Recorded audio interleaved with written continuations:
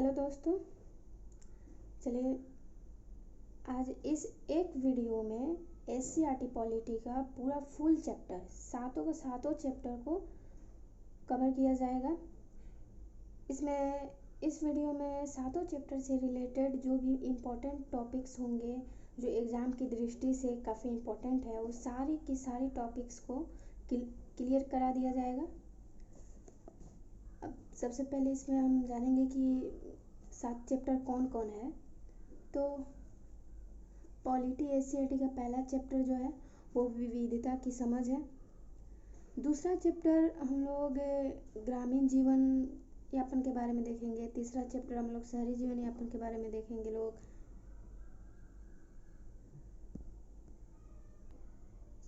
ठीक है, तो पहला चैप्टर विविधता की समझ हो जाएगा। दूसरा चैप्टर ग्रामीण जीवन यापन के बारे में। तीसरा चैप्टर शहरी जीवन यापन के बारे में। चौथा चैप्टर हो जाएगा लेन देन का बदलता स्वरूप। पांचवा चैप्टर हम लोग का रहेगा हमारी सरकार। ठीक है, और छठा चैप्टर ग्राम पंचायत के बारे में और सातवां चैप्टर सड़क यातायात से संबंधित पढ़नी है। अब इस पहले चैप्टर को देखते हैं, विविधता की समझ। विविधता, सबसे पहले हम विविधता को समझेंगे कि विविधता क्या है। तो विविधता हम लोग अपने आसपास हर जगह जहाँ पे भी नज़र दौड़ाएंगे वहाँ पे हम लोग को विविधता देखने को मिल सकती है। जैसे यहाँ पे बताया गया है कि रंग रूप रहन सहन खान पान वेशभूषा जीवन यापन एवं त्यौहार, इसके अतिरिक्त और भी बहुत सारी चीज़ें हैं जिनमें विभिन्नताएं हैं। यानी कि सभी हम सभी एक दूसरे से इस आधार पर विविधता को दिखाते हैं, विभिन्नता को दिखाते हैं। ठीक है, अब इस विविधता को समझाने के लिए एक कहानी को उदाहरण के तौर पे पेश किया गया है कि कैसे दो मित्र रहते हैं निशान, दोनों का नाम निशान रहता है, दोनों का नाम सिर्फ एक रहता है, सेम रहता है, लेकिन उनमें बहुत सारी विविधताएं और भी हैं। जैसे कि दोनों का धर्म अलग अलग है, दोनों का जात अलग अलग है, दोनों आर्थिक रूप से अलग है, दोनों भाषाई रूप से अलग हैं। बहुत सारी विविधता को दिखाते हैं। जहाँ एक निशान क्या है, एक निशान मुसलमान है, वहीं दूसरा निशान क्या है, हिंदू है। ठीक है, दूसरा निशान क्या है, हिंदू है। ठीक है, इन सभी अंतरों के बावजूद दोनों में दोस्ती हो जाती है। इन सभी ये सारे इतने सारे अंतर हैं। ठीक है, क्या है कि वो धार्मिक पृष्ठभूमि से अलग है, सामाजिक पृष्ठभूमि से अलग है, उनकी पढ़ाई लिखाई में भी अंतर है। ठीक है, फिर भी उनमें दोस्ती हो जाती है। इस प्रकार क्या है, यह समझाने की कोशिश किया गया है कि इतनी सारी विविधताओं को होते हुए भी इतनी सारी विविधताएं हमारे आसपास है, फिर भी हम सभी एक दूसरे से मित्रता के सूत्र में बंधे हुए हैं। और इसी को क्या बोला जाता है, अनेकता में एकता। ठीक है, अनेकता में एकता। ठीक है, फिर जल्दी से आगे बढ़ते हैं।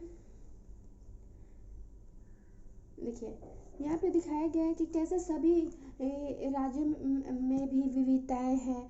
यानी कि विविधता सिर्फ रंग रूप वेशभूषा में ही नहीं बल्कि हमारे त्योहारों में भी है, हमारे धर्म में भी है, हमारे रीति रिवाजों में भी है। तो राज्य स्तरीय विविधता को यहाँ पे बताने की कोशिश किया गया है कि कैसे बिहार के लोगों के लिए का मुख्य भोजन पंजाब के लोगों से अलग होता है, पश्चिम बंगाल के लोगों से अलग होता है, केरल आंध्र प्रदेश में यहाँ का मुख्य भोजन अलग होता है। तो यहाँ पे हम लोगों को विविधता तो समझ में आ ही गया। अब सिर्फ यहाँ पे हम लोग को क्या करना है कि हाँ, जो जो राज्य है उनका जो जो मुख्य भोजन है उसको हम लोग ध्यान में रखें। जैसे कि बिहार का क्या हो गया, लिट्टी चोखा। ठीक है, पंजाब के मक्के की रोटी और सरसों की साग, पश्चिम बंगाल के चावल और मछली। ठीक है, दक्षिण भारत में जैसे कि तमिलनाडु केरल आंध्र प्रदेश सब का इडली डोसा सांभर ये सब।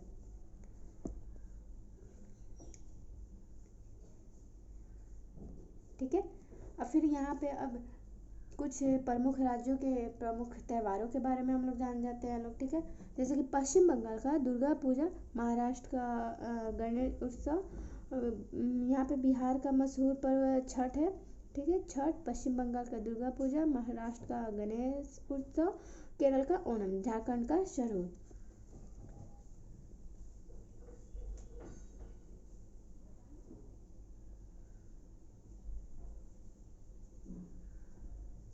यानी कि इस प्रकार हम देखते हैं कि भारत के विभिन्न राज्यों के निवासियों के अलग अलग खान पान, वेशभूषा, रीति रिवाज, जो पर्व त्यौहार हैं, ये क्या है, ये विविधता को दर्शाते हैं। यानी कि हम क्या देखते हैं कि विविधता कई आधार पे, विविधता के अनेक आधार हैं, अनेक आधार हैं, ठीक है।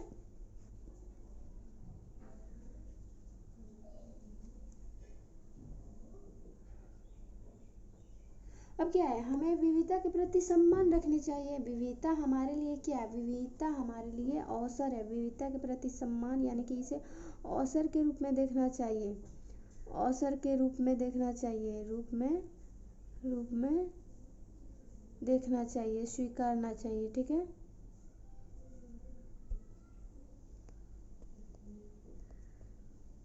यहाँ पे बताया गया है कि हमारे देश में सभी धर्म के लोग रहते हैं, अलग अलग मातृभाषा बोलते हैं, पर सभी एक दूसरे का सम्मान भी करते हैं। ये नहीं कि जो हिंदू है वो मुस्लिम से भेदभाव रखते हैं, या जो मुस्लिम है वो हिंदू से भेदभाव रखते हैं। यानी कि जितने भी धर्म के यहाँ पे लोग रहते हैं, हिंदू, मुस्लिम, सिख, ईसाई, सभी के सभी एक दूसरे का सम्मान करते हैं, एक दूसरे के धर्म का, एक दूसरे के रीति रिवाज का, एक दूसरे की भाषाओं का, सभी एक दूसरे के रंग रूप वेशभूषा सभी चीज़ों का सम्मान करते हैं, एक साथ रहते हैं।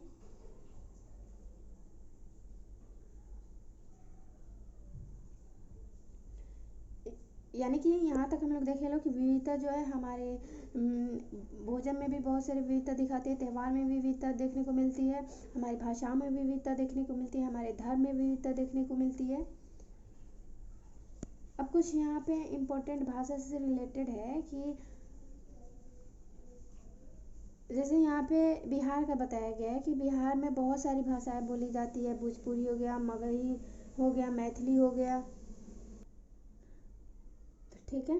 यहाँ पे हम लोग भाषागत विविधता को समझेंगे लोग कि यहाँ पे बताया गया है कि भारत में 1652 से अधिक भाषाएं बोली जाती है। हम लोग क्या हैं, बहुभाषी हैं, आमतौर पे सभी एक से अधिक भाषाओं का इस्तेमाल करते हैं, इसलिए आसानी से एक दूसरे से संपर्क में आ जाते हैं, ठीक है। अलग अलग राज्यों में अलग अलग भाषाओं में कामकाज किया जाता है। ऐसे में संविधान की 8वीं अनुसूची में 22 भाषाओं को सम्मिलित किया गया है। क्या किया गया है, संविधान की 8वीं अनुसूची में 22 भाषाओं को शामिल किया गया। वो क्या है, आधिकारिक भाषाएं, कामकाज की आधिकारिक भाषाएं कौन कौन से हैं, तो यहाँ पे जैसे कि नेपाली, बोडो, डोंगरी, मैथिली, संथाली, हिंदी, तमिल, तेलुगु, उर्दू, संस्कृत, कन्नड़, कोंकणी, पंजाबी, मलयालम, बंगाली, उड़िया, मणिपुरी, असमिया, गुजराती, मराठी, ये सब क्या है, ये सारे के सारे 22 आधिकारिक भाषाएं हैं। यहाँ पे ये जो भोजपुरी अवधि है, ये जो है ये आधिकारिक भाषा नहीं, ये मातृभाषा में, ये क्षेत्रीय भाषाओं में शामिल किया जाता है, उपयोग किया जाता है। पहले क्या थी, पहले मतलब कि संविधान की 8वीं अनुसूची में जो 22 भाषाओं का अभी शामिल किया गया है ना, उसमें पहले सिर्फ 14 भाषाएं थी, ठीक है। तो फिर इसके बाद हमारा इम्पोर्टेंट पॉइंट हो जाएगा कि भेदभाव एवं असमानता। भेदभाव एवं असमानता, इसको समझाने के लिए एक कहानी का यहाँ पे उदाहरण के तौर पे प्रयोग किया गया है। राम जीवन की कहानी, कैसे उसे सबसे पहले एक पुत्री होती है, फिर वो पुत्री पाकर, बेटी पाकर भी वो क्या रहता है, संतुष्ट रहता है, लेकिन बेटे की चाह में पुनः 1 वर्ष बाद उसको एक और बेटी हो जाती है। जब 2 बेटियां हो जाती है तो वो काफ़ी चिंतित रहने लगता है और बेटे की चाहत में इधर उधर मंदिर मस्जिद काफ़ी जगह मन्नतें मांगता है, बहुत प्रयास करता है, ठीक है। उसके बाद से उसे पुत्र की प्राप्ति होती है। जब उसे पुत्र की प्राप्ति होती है तो क्या पूरे गांव में भोज की व्यवस्था करता है और अपनी पुत्र और पुत्रियां दोनों के लालन पालन में थोड़ा बहुत अंतर करते जाता है। उनमें भेदभाव, वो चीज़ जो है वो भेदभाव का रूप ले लेती है। कैसे? पुत्र के लिए क्या करता है, यहाँ पे खेल कूद पहनावा सब रहन सहन खान पान सब चीज़ों के ऊपर विशेष ध्यान देता है। जबकि बेटियों के ऊपर वो क्या, बेटियां घर का पूरा काम करती हैं, खुद से वो पढ़ती हैं, ठीक है। तो ये सारी चीज़ें जो है लैंगिक असमानता को दर्शाती है। अब लैंगिक असमानता, इसी को हम लोग भेदभाव असमानता कहते हैं। ये क्यों है समाज में, ये क्यों है? तो यहाँ पे बताया गया है कि ये भेदभाव अमीर गरीब पढ़े लिखे अनपढ़ स्वर्ण दलित महिला और पुरुषों का हो सकता है।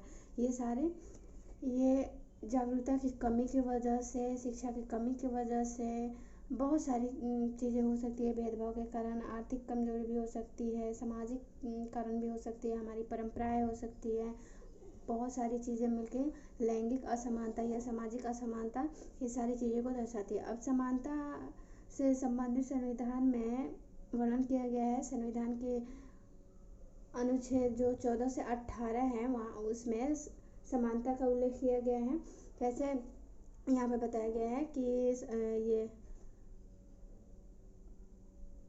अनुच्छेद 14 क्या है? अनुच्छेद 14 में बताया गया है कि बिना किसी प्रकार के भेदभाव के सभी के साथ सभी को हर प्रकार की स्वतंत्रता दी गई है। अनुच्छेद 15 बताता है कि धर्म जात लिंग आधार इन सभी के आधार पर किसी प्रकार का किसी के साथ कोई भेदभाव नहीं किया जाएगा। अनुच्छेद 16 क्या बताता है कि राज्य के सभी प्रकार के रोजगारों पर राज्य के प्रत्येक के लोगों का उस पर अधिकार होगा।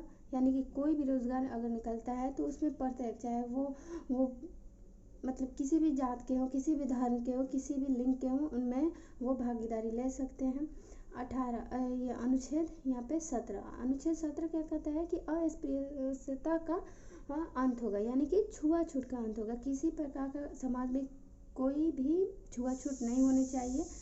उपाधियों का अंत, 18 अनुच्छेद 18 क्या करता है? उपाधियों का अंत। पहले उपाधियाँ दी जाती थी ना, जैसे कि अगर किसी को भारत रत्न दे दिया गया, किसी को पद्म पुरस्कार दे दिया गया, या किसी को कोई राजा के द्वारा कोई उपाधि दे दी गई, तो उसी उपाधि के साथ वो लोग, उनका नाम लिखा जाता था या उनका नाम लिया जाता था।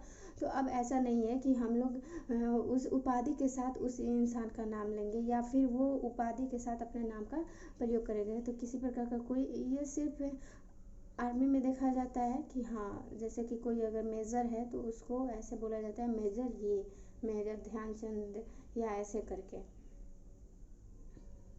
अब यहाँ पे एक पॉइंट रह जाए है कि डॉक्टर भीमराव अम्बेडकर के बारे में हम लोग को बस इतना जानना है कि उनका जन्म क्या हुआ था? महाराष्ट्र में हुआ था, जो कि उस समय में अछूत मानी जाती थी। अछूत का मतलब उस समय होता था कि काफ़ी गरीब होते थे, उनके पास ज़मीन नहीं होती थी और उनके माता पिता जो काम करते थे बच्चों को भी वही करना पड़ता था। उन्हें उच्च शिक्षा प्राप्ति के कोई भी माध्यम उपलब्ध नहीं होती थी। उन्हें और क्या, कोई भी बड़े पद पर अधिकार नहीं होता था।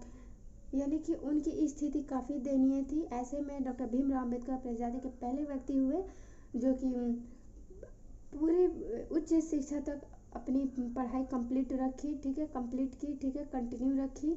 और वो आगे की पढ़ाई कॉलेज तक अपनी पढ़ाई करने के बाद फिर वो इंग्लैंड गए। वहाँ पे जाके वो वकील बने, ठीक है। वकील बनने के लिए कहाँ गए थे? वो इंग्लैंड गए। और ये अपनी जाति के पहले ऐसे व्यक्ति थे। इनका जन्म कब हुआ था? 1891 ईस्वी में। इनकी मृत्यु कब हुई थी? देहांत कब हुई थी? 1956 ईस्वी में।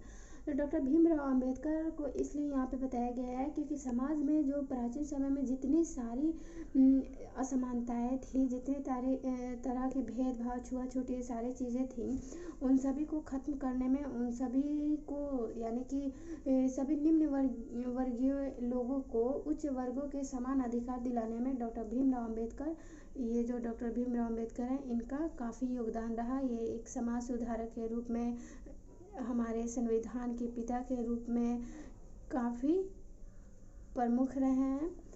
संविधान बनाने, देखिए अब समाज में जितनी सारी बुराइयां थी उन सभी को दूर करने के लिए समाज, हमारे परिवार, हमारे समाज, हमारे देश को वो एक ऐसे कानून की आवश्यकता थी जिसके अंदर सभी लोगों, चाहे वो निम्न वर्ग हो चाहे उच्च वर्ग हो, सभी को समान समझा जाए। तो उन्हीं कानूनों को बनाया गया और उन कानून को बनाने में हमारे डॉक्टर भीमराव अंबेडकर की सबसे मुख्य भूमिका रही। वो उस कानून के बनाने वाले समिति के अध्यक्ष रहे, जिसे ड्राफ्टिंग कमेटी कहा गया, और उस कानूनों के संग्रह को संविधान कहा गया। ठीक है, और जो हम आज हम लोग जिस संविधान के बारे में पढ़ते हैं लोग ना, वो उसे क्या कहते हैं, कानूनों का संग्रह है एक तरीक़े से। और जब ये बनाया गया था तो उसमें 22 भाग 8 अनुसूची, ठीक है, और 395 अनुच्छेद थे। अब वर्तमान में क्या है, वर्तमान में 22 भाग 12 अनुसूची और 456 अनुच्छेद है। ठीक है,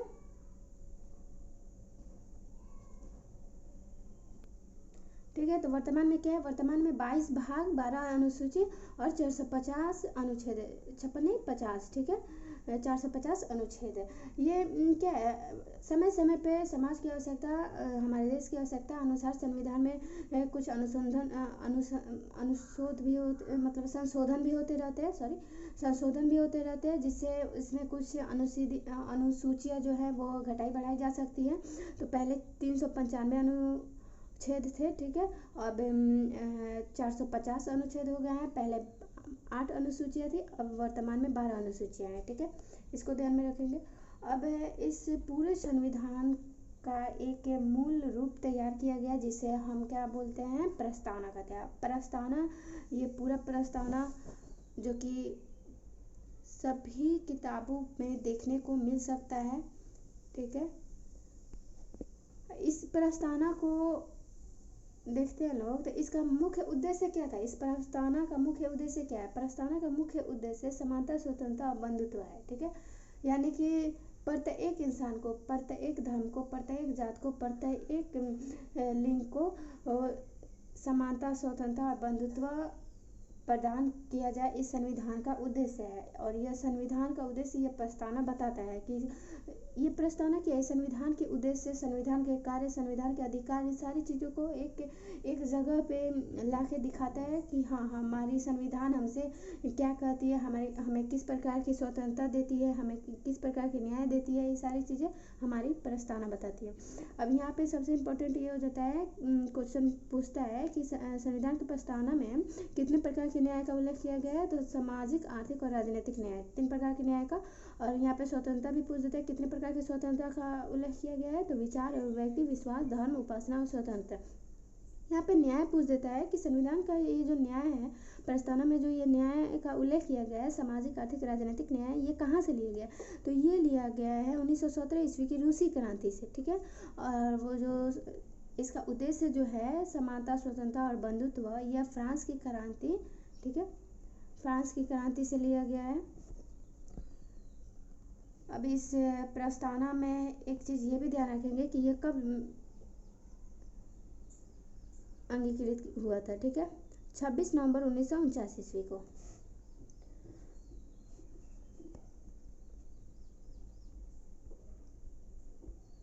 आगे बस इतना ही है, फिर हम अगले चैप्टर को देखते हैं।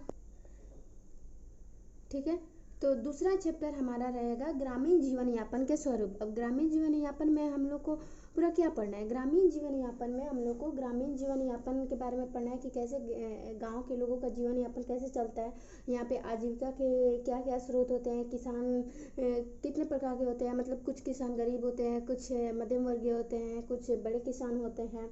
फिर इसी में हम लोग को किसान क्रेडिट कार्ड, सहकारी समिति, ये सारी चीज़ें पढ़ने हैं। अब सभी चीज़ों को समझाने के लिए कहानी का प्रयोग किया जाता है, कहानी को आधार बनाया जाता है ताकि बच्चे आसानी से उस चीज़ को समझ सके। तो फिर अब हम लोग उन कहानियों को काफ़ी संक्षेप में समझेंगे।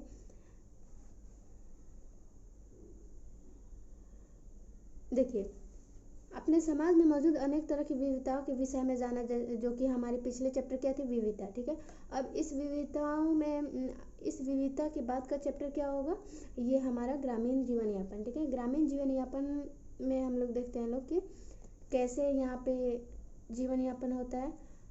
यानी कि आजीविका, सबसे पहले इस पे यहाँ पे आजीविका के ऊपर ध्यान दिया गया है कि आजीविका के क्या क्या स्रोत हैं, लोग कैसे अपना जीवन यापन करते हैं।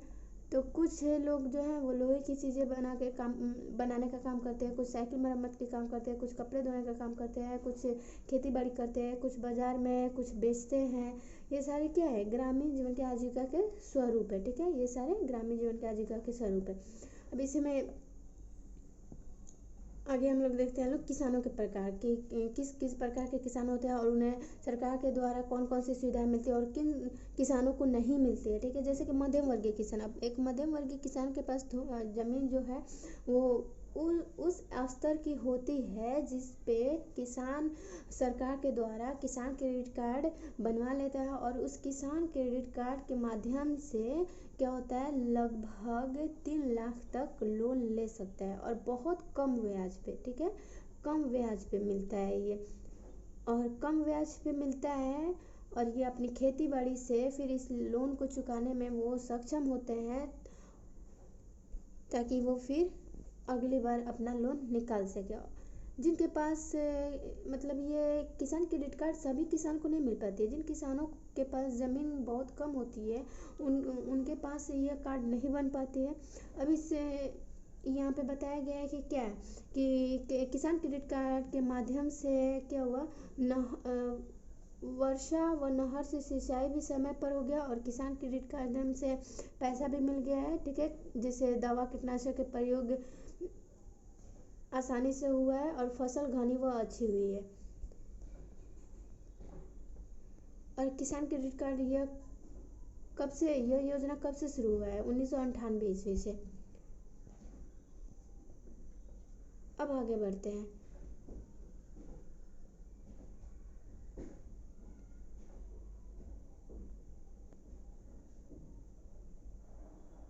अब देखिए इसमें बताया गया है कि ये जो व्यक्ति है ललन, जिसका उदाहरण लिया गया है, जिसकी कहानी के माध्यम से हम लोग किसान क्रेडिट कार्ड इस सब के बारे में जान पा रहे हैं। ठीक है, तो यहाँ पे क्या है कि बता रहा है कि बैंक का कर्ज चुकाने के लिए फसल जल्दी बेचनी है क्योंकि कर्ज नहीं लौटाने पर पुनः कर्ज मिलने में परेशानी होगी। इसलिए वो क्या करते हैं कि वो, अब उनके पास ज़मीन भी थोड़ी सी होती है, इसमें उनके परिवार का गुजारा हो जाता है। ठीक है, जिस वजह से उन्हें कहीं और मजदूरी नहीं करनी पड़ती है, परंतु उनके पास इतने भी पैसे नहीं होते हैं कि वो समय पर खाद बीज कीटनाशक आदि खरीद सके। इसके लिए उन्हें लोन ही लेना पड़ता है और उस लोन को समय पर चुकाना भी पड़ता है ताकि फिर अगले वर्ष लोन मिल सके। अब देखिए ये एक मध्यम वर्गीय किसान के बारे में बताया गया था। ठीक है, अब नीचे यहाँ पे एक सीमांत किसान के बारे में बताया जा रहा है जिसके पास ज़मीन काफ़ी कम होती है, उसे सरकार से कर्ज भी नहीं मिल पाता है, सरकार से लोन भी नहीं मिल पाता है। अब इसमें वो क्या करते हैं कि अपने गांव में ही जो सेठ महाजन होते हैं, साहूकार होते हैं, उनसे वो ऊंची ब्याज पर कर्ज लेते हैं। अब इस कारण वो क्या होता है, फसल जैसे कटता है वैसे उन्हें बेच देते हैं ताकि वो ज़्यादा ब्याज नहीं दे मतलब लगे, और कर्ज की रकम लौटाने की भी जल्दी होती है। समय पर अगर कर्ज नहीं लौटा पाते हैं तो ब्याज अधिक बढ़ा दिया जाता है सेठ साहूकारों के द्वारा। ठीक है, तो इनकी स्थिति थोड़ी बहुत ख़राब रहती है सीमांत किसानों की, और इनको लास्ट में क्या करना पड़ता है, या तो इनके पास जो गाय भैंस होती है उनसे अपना वो क्या करते हैं, एक छोटा सा व्यवसाय का रूप मतलब दिखाते हैं, व्यवसाय करते हैं। ठीक है, पशुपालन करके वो अपना रोजी रोटी चलाते हैं, या फिर वो क्या करते हैं, सहकारी समितियों में अपना वो दूध दही जो भी होता है वो अपना बेचते हैं अगर उनके पास गाय भैंस रहता है। तो यहाँ पे मेन पॉइंट ये है हम लोगों के लिए कि सहकारी समिति क्या है। तो सहकारी समिति हम देखते हैं कि यह एक ऐसा संगठन होता है जिसमें मतलब कि बहुत सारे लोग स्वेच्छा से एक साथ मिलकर अपनी आर्थिक हितों की पूर्ति के लिए, ठीक है, क्या है, आर्थिक हितों की पूर्ति के लिए काम करते हैं। एक साथ मिलकर स्वेच्छा से अपनी मर्जी से आर्थिक हितों की पूर्ति के लिए एक संगठन का निर्माण करते हैं, एक समूह का निर्माण करते हैं जिसे सहकारी समिति कहते हैं, और वो अपनी आर्थिक हितों की पूर्ति के लिए, उनकी रक्षा के लिए, उनकी ज़रूरतों के लिए वो एक साथ रहते हैं। काम करते हैं। तो अभी तक हम लोग क्या देखे लोग, मध्यम किसान के बारे में देखे लोग, जिन्हें किसान क्रेडिट कार्ड मिल जाता है, ठीक है। फिर फिर सीमांत किसान के बारे में देखे लोग। अब क्या है, अब बड़े किसान के बारे में देख रहे हैं लोग, ठीक है। बड़े किसान को हम लोग पढ़ेंगे लोग तो देखेंगे लोग कि बड़े किसान वो किसान होते हैं जिनके पास बहुत अधिक ज़मीन होती है, जिनको खेती करने के लिए मतलब कि किसी प्रकार के कर्ज या लोन की ज़रूरत नहीं होती, वो खुद के पैसों से खेती कर लेते हैं। और इनके पास इतने पैसे होते हैं कि वो अपने मतलब कि जो फसल होता है ना, तो उसे बेच कर उन्हें बहुत अधिक पैसा मिल जाता है। और वो उन्हीं पैसों से वो क्या करते हैं, थ्रेशर, ट्रैक्टर इत्यादि सभी खरीद लेते हैं। और चूँकि ज़मीन काफ़ी बड़े स्तर पे होते हैं तो इन्हें बैंक से लोन भी आसानी से मिल जाता है। और फिर ये सारी चीज़ें खरीदने के लिए, थ्रेशर, ट्रैक्टर, ये मोटर पंप, ये सारी चीज़ें खरीदने के लिए आसानी से लोन मिल जाता है और समय पे लोन भी चुका देते हैं। इन मशीनों से क्या होता है, खेती काफ़ी आसान हो जाती है। खेती आसानी होती है, यानी कि फसल का पैदावार जो है काफ़ी बड़े पैमाने पे होता है। उनके परिवार का गुजारा अच्छी तरह हो जाता है। वह खेती की सभी ज़रूरी चीज़ें आसानी से खरीद लेते हैं, उनमें कमी नहीं होने देते हैं। सभी चीज़ों के लिए उन्हें किसी प्रकार का कर्ज लेने की ज़रूरत नहीं होती है। कमाई से इतना फ़ायदा हो जाता है कि वो नई ज़मीन खरीदने से लेकर खेतों में उपयोग होने वाले अन्य उपकरण भी खरीदते रहते हैं, ठीक है। और क्या है इसमें एक ये पॉइंट इम्पोर्टेंट है कि हलवाया किसे कहते हैं, हलवाहा किसे कहते हैं। तो ये जो बड़े किसान होते हैं अपने साथ में एक दो मजदूर सालों भर के लिए रखते हैं। और अपने साथ में यानी कि बड़े किसान अपने साथ में जो एक दो मजदूर है सालों भर के लिए रखते हैं, इन्हें हलवाहा कहा जाता है, ठीक है। तो आगे इस चैप्टर में देखते हैं क्या है, कृषक मजदूर। कृषक मजदूर, अब कृषक मजदूर के बारे में जानेंगे कि कृषक मजदूर किसे कहते हैं। तो कृषक मजदूर अपने खेतों में नहीं बल्कि पूरी तरह दूसरे के खेतों पर जीवन यापन करते हैं, ठीक है। हम लोग देखते हैं लोग ना कि खेतों में काम करने के लिए जो मजदूर आए रहते हैं वो उनका खुद का ज़मीन नहीं होता है, वो दूसरे किसी के ज़मीन पे जाके, तो क्या है ये सारे कृषक मजदूर कहलाते हैं, ठीक है। काम की तलाश में गांव से शहर पहुंचे हुए मजदूर। अब ये कृषक मजदूर जो हैं उन्हें सालों भर खेती, ठीक है। यहाँ पे कृषक मजदूर के बारे में बताया गया है कि कृषक मजदूर कौन होते हैं। अब ये कृषक मजदूर काम की तलाश में शहर क्यों जा रहा है, क्योंकि गांव में सालों भर खेती तो होती नहीं है। अब सालों भर खेती नहीं होती है तो बाकी के दिनों में वो मजदूरी कहाँ मिलेगी, बाकी के दिनों में मजदूरी के लिए वो गांव से शहर की ओर बढ़ते हैं। गांव के शहर की ओर जाते हैं तो उनके लिए वो एक स्थान पे सभी एक साथ बैठे हुए थे जिसे लेबर चौक कहा जाता है। उस चौक को क्या कहा जाता है, लेबर चौक। और शहरों में यह सभी लोगों को पता होता है कि लेबर चौक कहाँ होगी, उस चौक पे हम लोगों को अपने काम के अनुसार वहाँ पे लेबर यानी मजदूर मिल जाएंगे, ठीक है। तो वह जगह लेबर चौक से मशहूर रहती है। फिर अब यहाँ पे हम लोग देखेंगे लोग कि कृषिगत कार्य हम लोग देखे लोग कि हाँ किसे कृषिगत कार्य कहते हैं, ठीक है। अब कुछ गैर कृषिगत कार्य भी देखेंगे लोग। अब खेती, पशुपालन, ये सब क्या है, ये सब कृषि कार्य में आ रही थे। अब वैसे ही फिर गैर कृषि कार्य जैसे कि टोकरी बनाना, मिट्टी के बर्तन, झाड़ू, सूप, पंखा इत्यादि बनाना, ये बनाकर अपना जीवन यापन करना, ये सब क्या है, ये गैर कृषि कार्य हैं। गैर कृषि कार्य से ये जीवन यापन, ऊपर हम लोग कृषि कार्य से जीवन यापन देखे लोग। और यहाँ पे बताया गया कि हस्तशिल्प है भी, सिलाई से काम किया जा रहा है, जड़ी बूटी का काम किया जा रहा है, ये सारी चीज़ें। कुछ बढ़ई भी होते हैं, कुछ रिक्शा चालक होते हैं, कुछ लोहार होते हैं, कुछ राजमिस्त्री होते हैं, कुछ मिट्टी बर्तन बनाने वाले, खिलौना बनाने वाले, बढ़ईगिरी, ये सारे होते हैं, ठीक है। कुछ कंबल, चादर, कपड़ों की जड़ी बूटी गोटा लगाने का भी काम करते हैं, साइकिल की मरम्मत, राशन की दुकान, ये सब क्या है, ये सारी आजीविका के आधार है, ठीक है। ये सारी आजीविका के स्रोत है। कुछ अन्य भी कार्य होते हैं जैसे शिक्षक, कर्मचारी, जैसे सरकारी सेवा में लगे रहते हैं, आंगनबाड़ी, डॉक्टर, नर्स, ये सब है, ठीक है।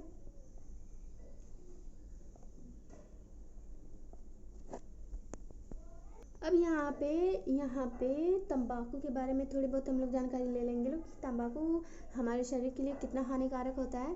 अब देखिए, जो व्यक्ति तंबाकू नहीं करते हैं वो व्यक्ति जो हर तरह से नशीले पदार्थों से बचे हुए रहते हैं, और जो व्यक्ति नशीले पदार्थों का सेवन करते हैं उनमें बहुत सारा डिफरेंस होता है, ठीक है। हम एज के आधार पे ही तो यहाँ पे क्या है कि तंबाकू के हानिकारक प्रभाव के बारे में बताया गया है कि तंबाकू करने वाले व्यक्ति जो होते हैं वो व्यक्ति अन्य व्यक्ति से जो कि तंबाकू नहीं करते हैं उनसे अपने आप को क्या है 10 वर्ष बड़े होने का अनुभव करते हैं। अब जो 10 वर्ष बड़े होने का अनुभव करेगा जाहिर सी बात है वो 10 वर्ष पहले ही मरेगा। यानी कि आपकी जीवन में आपकी जीवन अवधि में 10 वर्ष की कमी हो जाती है, ठीक है।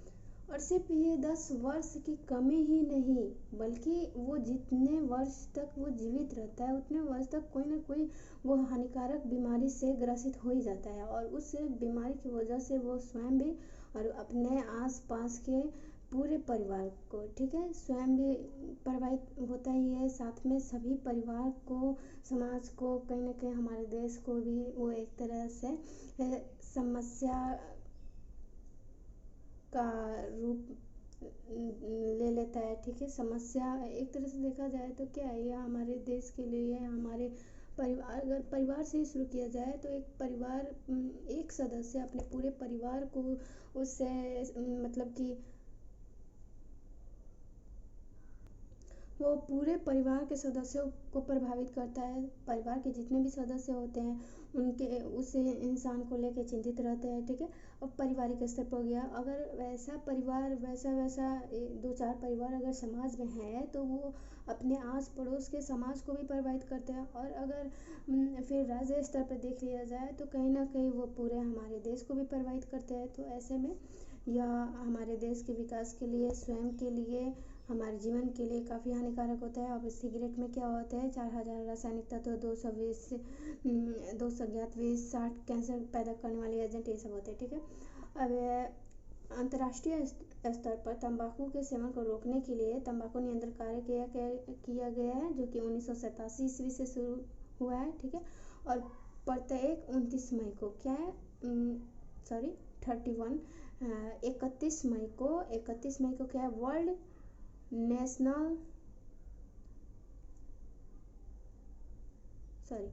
वर्ल्ड नो टोबैको डे बनाया जाता है, ठीक है। वर्ल्ड नो टोबैको डे बनाया जाता है 31 मई को। अब हम लोग तीसरे चैप्टर को देखेंगे। ये चैप्टर यहाँ पे समाप्त होती है।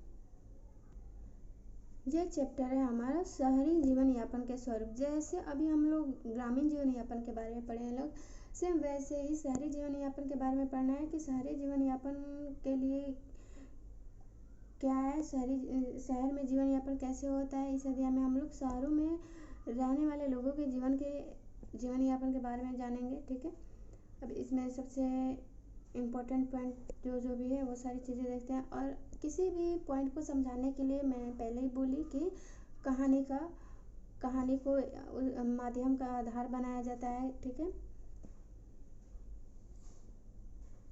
अब जैसे कि यहाँ पे शहरों में जीवन यापन आजीविका के स्रोत के बारे में बताया गया है। सबसे पहले आजीविका में यहाँ पे बताया गया है फुटपाथ पर काम करने वाले लोगों के बारे में, कैसे ठेलों पे सब्जी बेचते हैं, फल बेचते हैं, कुछ टोकरी में कुछ महिलाएं जो है पूजा की सामग्री या फिर खाने पीने की चीज़ें ये सभी लेके बैठी रहती हैं।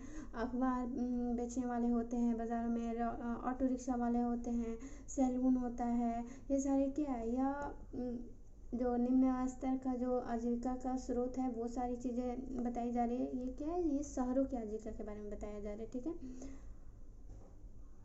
अब यहाँ पे बताया गया है कि वो सारे जो फुटपाथ पर काम करने वाले लोग रहते हैं और उनका जो काम होता है, उन काम करने वालों को क्या बोला जाता है, इन सभी व्यापारियों को पटरी वाला व्यापारी बोला जाता है। ये पटरी वाला व्यापारी बोला जाता है। ये सड़कों के किनारे फुटपाथ पर रहकर अपने सामान को बेचते हैं। ये हमारे लिए इम्पोर्टेंट हो जाएगा कि पटरी वाला व्यापारी किसे कहा जाता है। तो पटरी वाला व्यापारी जो फुटपाथ पे काम करते हैं, सड़कों किनारे काम करते हैं, वो सारे पटरी वाले व्यापारी हो जाते हैं। अब इसमें हम लोग बाज़ार देखते हैं कि बाज़ार में, शहरों में बाज़ार में कितने तरह के दुकान होते हैं। कुछ बहुमंजिले होते हैं, कुछ छोटे दुकान होते हैं, कुछ बड़े दुकान होते हैं। तो यहाँ पे मुख्य रूप से बड़े दुकानों पर ध्यान दिया गया है कि बड़ी दुकानें क्या है, ठीक है। अब बड़ी दुकानों के बारे में बताया गया है कि बड़ी दुकानें जो होती हैं वो यहाँ पे कि वो दूसरों को के यहाँ नौकरी नहीं करते बल्कि दूसरों को खुद नौकरी पे रखते हैं। जैसे कि अब बहुत बड़ा दुकान है तो उस दुकान को चलाने के लिए सिर्फ दुकान के मालिक से वो दुकान नहीं चल पाएगा, उसकी मैनेजमेंट के लिए फिर वहाँ पे मैनेजर की आवश्यकता पड़ती है, साफ़ सफाई के लिए ज़रूरत पड़ती है, सहायक गार्ड की ज़रूरत पड़ती है, सभी की ज़रूरत पड़ती है। तो जो बड़े दुकान होते हैं उनमें दूसरे लोगों को भी रोज़गार का अवसर मिल जाता है। ठीक है, अब ये दुकानें जो होती है पक्की होती है, इनके पास नगर निगम के लाइसेंस होते हैं। अब बड़ी दुकान जो भी होते हैं वो नगर निगम के द्वारा उस पर टैक्स लगते हैं, नगर निगम के द्वारा इन पे टैक्स लगते हैं। ठीक है, नगर निगम से इन्हें लाइसेंस बनवानी पड़ती है, नगर निगम के अनुसार ही अपनी दुकान को चलानी रहती है। नगर निगम का जो भी लाइसेंस होता है उसी अनुसार वो अपनी दुकान को खोलते बंद करते हैं। ठीक है, सप्ताह में उन्हें एक दिन बंद भी करना पड़ता है। ठीक है, ये सारी चीज़ें। और फिर नगर निगम क्या है, नगर निगम को हम लोग समझेंगे लोग कि नगर निगम क्या है। तो नगर निगम का देखिए, नगर निगम जो है वो अपने इलाके की जो भी सड़क हो गया, चाहे वो दुकान हो गया, चाहे वो बिजली हो गया, चाहे वो नल जल, ये सारी चीज़ों पर विशेष ध्यान देता है। अपने शहर को स्वच्छ और सुंदर बनाने में विशेष ध्यान देता है। ये सारे नगर निगम का कार्य होता है, ये सारे नगर निगम के काम होते हैं। अब आइए हम लोग क्या देखें लोग, एक तो पटरी पर काम करने वाला, दूसरा हम लोग बाजार के बारे में देखें लोग, अब तीसरा फैक्ट्री के बारे में देखते हैं लोग कि फैक्ट्री में कौन। देखिए यहाँ पे लेबर चौक का वर्णन किया गया है, जो कि पिछले चैप्टर में हम लोग लेबर चौक के बारे में समझ चुके हैं लोग कि जो कृषक मजदूर होते हैं जब उन्हें अपने गाँव में रोजगार नहीं मिल पाता है तो वो अपने गाँव से शहर की तरफ जाते हैं और शहर में एक स्थान होता है जहाँ पे सभी कृषक मजदूर एक जगह इकट्ठे हुए रहते हैं। उस चौक को क्या बोला जाता है, लेबर चौक बोला जाता है। ठीक है, और फैक्ट्री में काम करने वालों के बारे में हम लोग क्या है, फैक्ट्री में काम करने वालों के बारे में थोड़ा बहुत ये जानेंगे कि यहाँ पे क्या होता है। सुबह 9 बजे से काम शुरू होता है और 8 बजे तक लगभग, यानी कि 12-13 घंटों तक यहाँ पे काम करने पड़ते हैं फैक्ट्री में। और अगर कोई काम अपने समय अनुसार पूरा नहीं हो पा रहा है तो फिर रविवार की छुट्टी भी बंद कर दी जाती है, उस दिन भी काम करा के किसी तरह से वो काम पूरा हो जाना चाहिए। ठीक है, फैक्ट्री में काम करना, फैक्ट्री में बहुत सारे रोज़गार मिलते हैं लोगों को। और फिर दफ्तर के बारे में यहाँ पे बताया गया है कि दफ्तर कैसे भिन्न है। ठीक है, दफ्तर में किस प्रकार के रोज़गार मिलते हैं। तो दफ्तर के बारे में बताया गया है कि दफ्तर तो अब ये सरकारी दफ्तर हो सकता है, प्राइवेट दफ्तर भी हो सकता है। ठीक है, तो वो उसे चलाने वाले सरकार के अनुसार या जिसका भी है उस मालिक के समय अनुसार, योजना अनुसार ही चलते हैं। ठीक है, तो यहाँ पे एक बैंक का उदाहरण लिया गया है कि कैसे वो 9:30 बजे प्रतिदिन काम पे जाते हैं और शाम को 5 बजे वापस आते हैं। तो ये एक सरकारी स्थायी कर्मचारी का उदाहरण लिया गया है कि सरकारी या स्थायी कर्मचारी जो होते हैं उनको अपने रोज़गार में, ठीक है, उनको अपने रोज़गार में क्या क्या, स्थायी कर्मचारी को क्या क्या फ़ायदा होता है, स्थायी कर्मचारी को फ़ायदा क्या है। ठीक है, यहाँ पे तो देखिए सबसे पहले यहाँ पे हम लोग देखते हैं कि बुढ़ापे के लिए बचत, यानी कि भविष्य निधि जो कि हम लोग पेंशन के रूप में जानते हैं, यानी कि स्थायी काम करने वालों को पेंशन की सुविधा मिलती है, अवकाश की सुविधा मिलती है, उन्हें समय पे छुट्टी मिल जाती है या आवश्यकता पे छुट्टी मिल जाती है, इमरजेंसी में छुट्टी मिल जाती है। ठीक है, परिवार के लिए चिकित्सीय सुविधा उपलब्ध होती है। बहुत से सरकारी सदस्य होते हैं, सरकारी कर्मचारी होते हैं जिन्हें सरकार के द्वारा भी कुछ छूट दी जाती है इलाज कराने में। ठीक है, तो ये सारे क्या नियमित और स्थायी कर्मचारी कहलाते हैं। ठीक है, उनको समय पर वेतन मिल जाता है। ये यहाँ पे घरेलू कामगार महिला यानी कि काम वाली जो बाई होती हैं उनका भी जिक्र किया गया है कि कैसे उन्हें काम करना पड़ता है, उन्हें एक परिवार से दूसरे परिवार में भी काम करना पड़ता है, झाड़ू देना, पोछा लगाना, साफ सफाई, बर्तन धोना, ये सारे काम वो दूसरे के घरों में जा कर करती हैं। उनके साथ हम लोग को क्या अच्छा और सकारात्मक सोच रखनी चाहिए, अच्छी सलूक करनी चाहिए। शादी पर्व त्योहारों के अवसर पे अतिरिक्त पैसा भी दे देनी चाहिए, सालों में 1-2 बार इनके लिए कपड़े भी खरीद लेने चाहिए। ठीक है, ये सारी चीज़ें बताई गई है।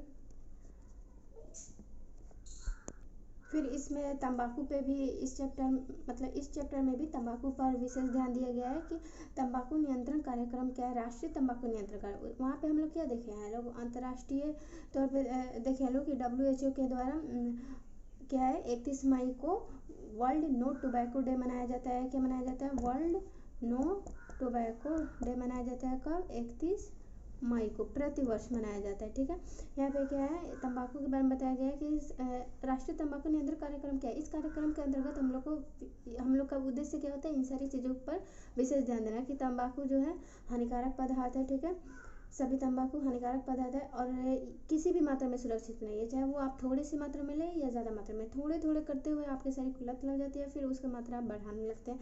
ठीक है, एक बीड़ी उतनी हानिकारक होती है जितना कि सिगरेट। अगर बहुत से लोगों में यह धारणा रहती है कि अरे सिगरेट तो काफ़ी हानिकारक होता है, वो आजकल के रासायनिक तत्वों को मिला कर बनी हुई होती है, और बीड़ी तो सदियों से चली आ रही है, उसमें मतलब कि नेचुरल चीज़ें डाली जाती हैं। ऐसा कुछ नहीं है कि बीड़ी भी उतना ही हमारे शरीर के लिए हानिकारक होता है जितना कि सिगरेट। ठीक है, सेकेंड हैंड धूम्रपान भी जानलेवा होता है, यानी कि बहुत लोग ऐसे होते हैं कि सोचते हैं कि ये मतलब कि ये तो पहले से यूज़ किया हुआ है, इसमें अब थोड़ी बहुत हानिकारक पदार्थ होंगे, ये हमारे शरीर के लिए उतनी हानि नहीं पहुंचाएंगे।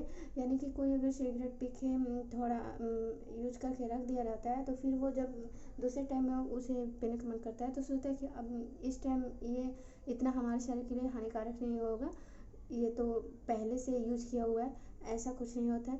ठीक है, तंबाकू चबाने से मुंह का कैंसर सहित अन्य कई तरह के रोग होते हैं। फेफड़ा का कैंसर हो जाएगा, लंग्स कैंसर ये किडनी में हो जाएगा, हमारे ब्लड में हो जाएगा, हमारे मुंह में हो जाएगा, दांत में हो जाएगा, बहुत जगह कैंसर हो सकते हैं, बहुत सी अन्य बीमारियां भी हो सकती है। ठीक है, राष्ट्रीय स्तर पर क्या है, राष्ट्रीय तंबाकू नियंत्रण कार्यक्रम जो है वो 2007 से 8 में शुरू किया गया। इसका उद्देश्य क्या है, जागरूकता बढ़ाना, उत्पादन में कमी लाना, उत्पादन को रोकना। ठीक है, हानिकारक प्रभाव के बारे में बताना। अब हम लोग चैप्टर 4 देखेंगे। देखिए, यह चैप्टर लेन देन का बदलता स्वरूप है। लेन देन का बदलता स्वरूप से हम लोग को यह स्पष्ट हो रहा है कि यहाँ पे खरीद बेच की बात की गई है, खरीद बिक्री की बात की गई है, क्रय विक्रय की बात की गई है। ठीक है, इसका बदलता स्वरूप का मतलब हुआ कि लेन देन यानी कि खरीद बिक्री का पहले जो कौन सा रूप था और वर्तमान में कौन सा रूप है। ठीक है, तो यहाँ पे फिर कहानी के माध्यम से हमें समझाने की कोशिश किया गया है, जिसमें कि एक आइसक्रीम वाला गाँव में घूमते हुए जाता है और एक बच्चा अपने हाथों में 2 मुट्ठी गेहूँ लेके जाता है और बोलता है कि मुझे बदले में आइसक्रीम चाहिए। तो आइसक्रीम वाला क्या बोलता है, आइसक्रीम वाला बोलता है कि 2 मुट्ठी गेहूँ और लाओ तब आइसक्रीम मिलेगी। ठीक है, यानी कि हम लोग यहाँ पे देखते हैं हम लोग कि एक सामान देकर दूसरे सामान को लिया जा रहे हैं। ठीक है, तो पहले के ज़माने में वस्तु के बदले वस्तु मिलता था। ठीक है, जिसे हम लोग आगे देखेंगे लोग, उसे वस्तु विनिमय प्रणाली कही जाती थी। ठीक है, और पहले ऐसा क्यों किया जाता था, बहुत पहले जो है सिक्कों का चलन नहीं था।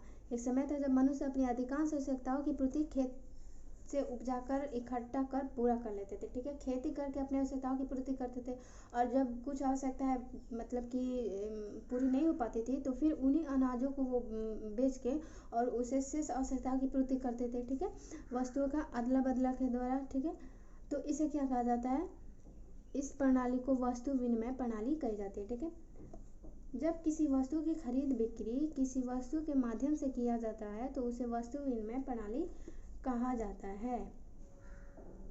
अब वस्तु विनिमय प्रणाली, इसमें काफ़ी सारी कठिनाइयाँ भी थी। क्या क्या कठिनाइयाँ थी, तो मात्रा रिलेटेड कठिनाइयाँ थी भाई, सामान वस्तु रिलेटेड भी कठिनाई होती थी, फिर स्थान रिलेटेड भी कठिनाई होती थी।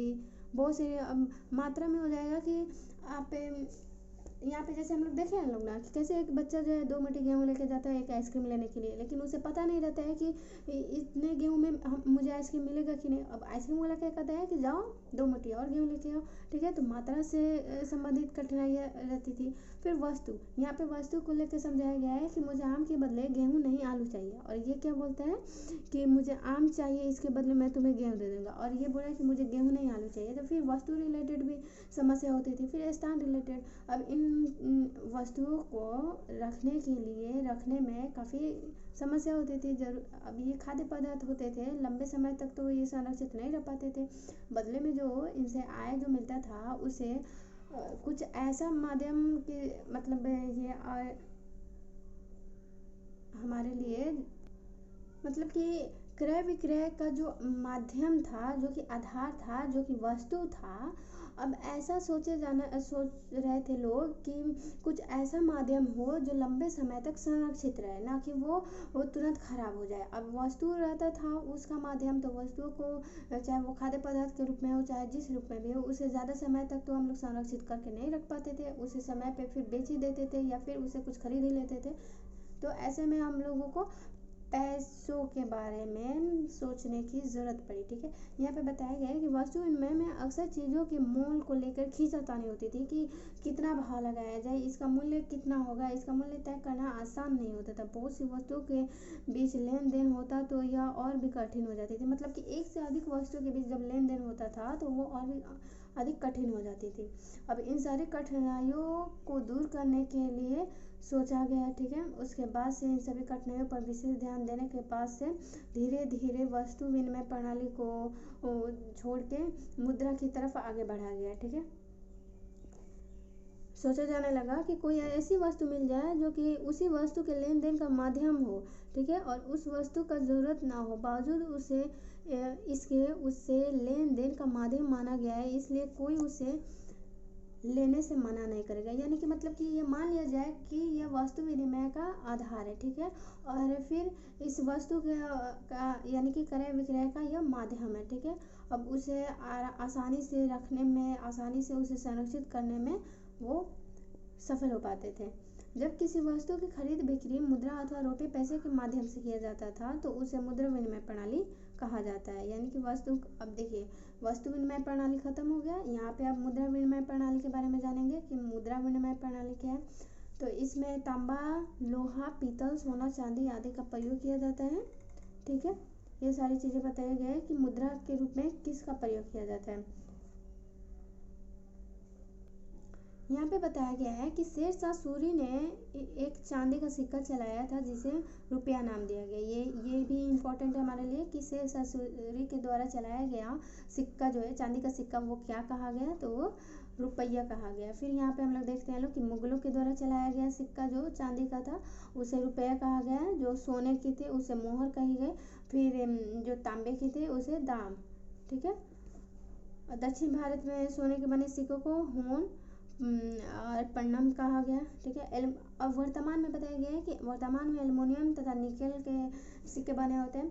सभी सिक्के अलग अलग सिक्के अलग अलग धातुओं के बने होते हैं। ठीक है, अब सिक्कों के मतलब कि सिक्कों के बाद कुछ कागज़ के नोटों का भी चलन शुरू हुआ। कागज़ के नोटों का चलन शुरू हुआ जिसे कागजी मुद्रा कहा गया, और यह भारतीय रिजर्व बैंक छापता है। ठीक है, इसे छापने का अधिकार सिर्फ भारतीय रिजर्व बैंक को होती है।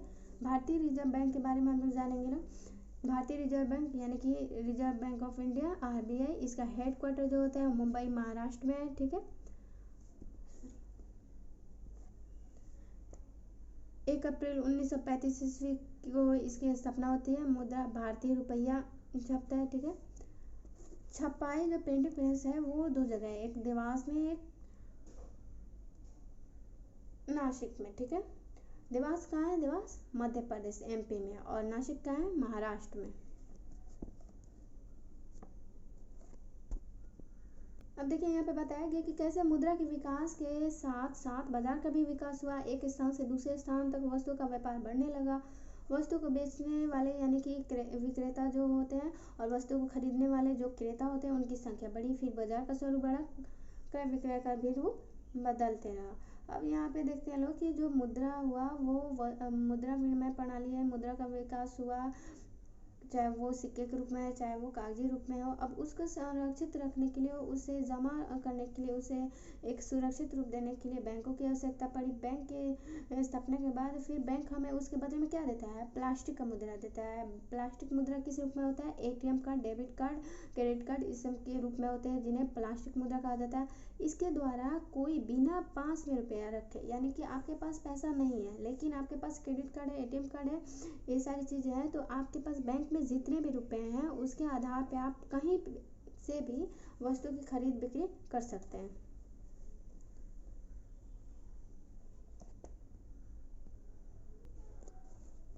ठीक है, प्लास्टिक मुद्रा से हमें ये सब लाभ होता है। एटीएम क्या, एटीएम, एटीएम का फुल फॉर्म हम लोग जानेंगे लोग, ऑटोमेटेड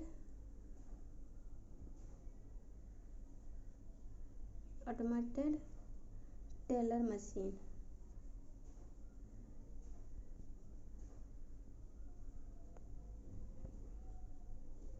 ठीक है, अब यहाँ पे हम लोग का यह चैप्टर भी कंप्लीट हो जाता है। अब चैप्टर 5 को देखेंगे लोग।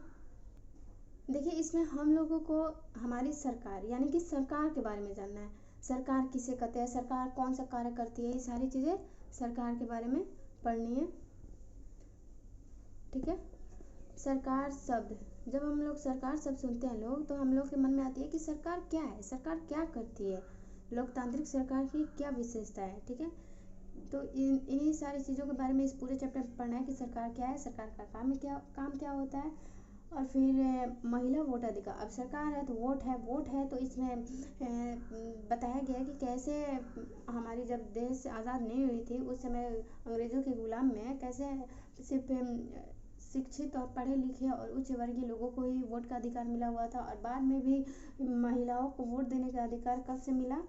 ठीक है, फिर अन्य विदेशों में भी देखेंगे लोग कि कहाँ कहाँ महिला को वोट देने का अधिकार कब से शुरू हुआ। इसमें महात्मा गांधी के यंग इंडिया जो पत्रिका थी उसके बारे में हम लोग कुछ जानेंगे लोग, फिर केंद्र शासित प्रदेश के बारे में, यही सारी चीज़ें। अब चलिए देखिए, सरकार क्या है। सरकार क्या है, अब इसे हम लोग उसके द्वारा उसके द्वारा किए गए कार्यों से हम लोग समझेंगे लोग कि सरकार का ये काम है। सरकार वो है जो ये सारे काम करती है, जैसे कि सड़क, स्कूल बनवाना, चीज़ों के मतलब कि महंगाई जो होती है ना, वो चीज़ों के दाम कैसे घटाया जाए, कैसे बढ़ाया जाए, इन सभी चीज़ों के बारे में काम करना।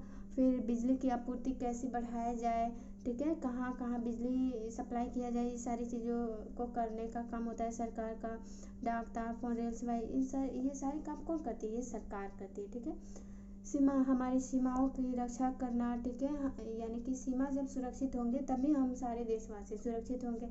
तो ये सारे काम किसके होते हैं, सरकार को कराने वाले काम होते हैं। सरकार ही इन सारी चीज़ों के लिए योजना बनाती है, इन सभी चीज़ों को पूरा कराती है। ठीक है, दूसरे देशों के साथ शांतिपूर्ण संबंध बनाए रखना। ठीक है, पर्याप्त भोजन, शिक्षा, स्वास्थ्य सुविधाएं सभी पर विशेष ध्यान देना। सूखे, बाढ़ या भूकंप जैसे प्राकृतिक आपदाएं जब आती है तो पीड़ित लोगों की सहायता करना, ये सारे काम किसके होते हैं, ये सरकार के होते हैं। यानी कि सरकार वो होती है जो ये सारी कामें, ये सारी सुविधाएं हम लोगों को, हम हमारे सारे परिवार को, हमारे समाज को, हमारे देश को उपलब्ध कराती है। अब सरकार के स्तर को हम लोग देखेंगे लोग कि सरकार किस किस स्तर पर होता है। सरकार केंद्रीय स्तर पर सरकार का क्या काम होता है, राज्य स्तर पर क्या काम होता है, स्थानीय स्तर पर क्या काम होता है। ठीक है, सरकार के 3 अंग होते हैं, कार्यपालिका, विधायिका, न्यायपालिका।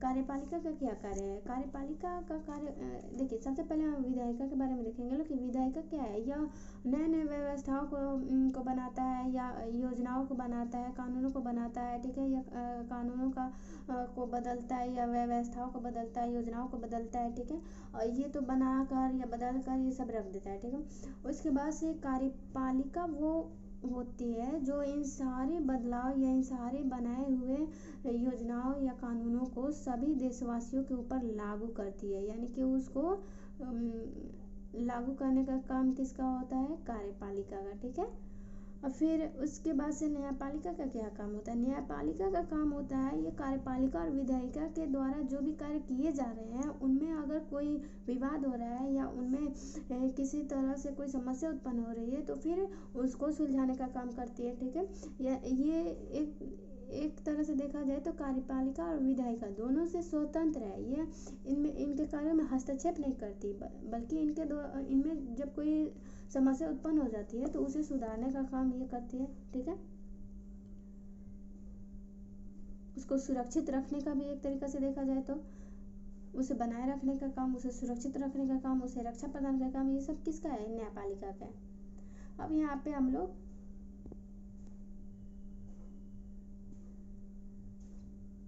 केंद्र शासित प्रदेश के बारे में जानेंगे कि केंद्र शासित प्रदेश क्या है। कुछ प्रदेशों पर केंद्र का सीधा शासन एवं नियंत्रण होता है, यानी कि कुछ प्रदेश ऐसे होते हैं जो कि केंद्र सरकार उस पर सीधा नियंत्रण रखते हैं। ये प्रदेश केंद्र शासित प्रदेश कहलाते हैं। ये क्या कहलाते हैं? ये केंद्र शासित प्रदेश कहलाते हैं। ठीक है, ये क्या कहलाते हैं? केंद्र शासित प्रदेश।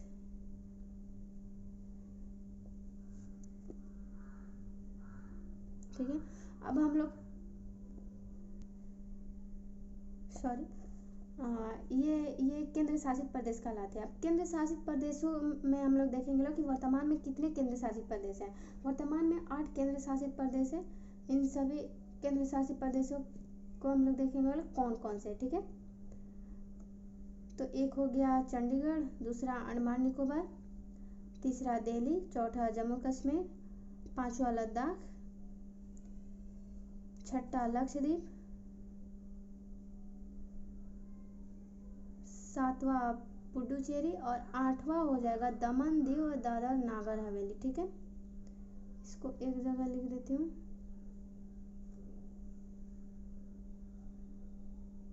दमन दीव दादर और नागर हवेली। इनके राजधानियों के बारे में भी अगर जान लिया जाए तो अच्छा रहता है हमारे एग्जाम्स के लिए। ठीक है, तो वो भी आप लोग देख लीजिएगा लोग।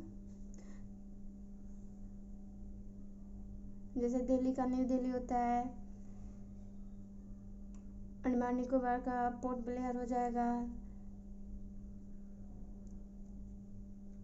दमन दीव दादर नगर हवेली का दमन हो जाएगा। ठीक है, चंडीगढ़ का चंडीगढ़, लद्दाख का लेह, लक्षद्वीप का कवारती।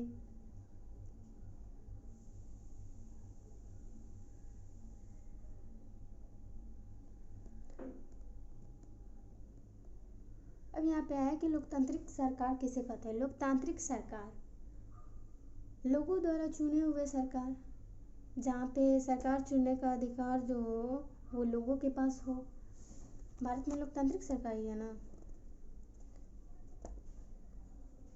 कुछ जगहों पे राजतांत्रिक सरकार भी होती है, राजाओं का वहाँ पे शासन चलता है। यहाँ पे क्या है, भारत में लोगों द्वारा मतलब अपने प्रतिनिधि चुने जाते हैं, लोगों द्वारा ही प्रतिनिधि चुने जाते हैं, और जो प्रतिनिधि चुने जाते हैं वो लोगों के लिए ही काम करते हैं। अब देखिए यहाँ पे क्या है, यहाँ पे बताया गया है कि लोकतंत्र के विचार कैसे आए। क्योंकि पहले जो था वो हमारा देश जो था, सबसे पहले तो बादशाहों का राजाओं का शासन हुआ, फिर उसके बाद से क्या है, अंग्रेज आए।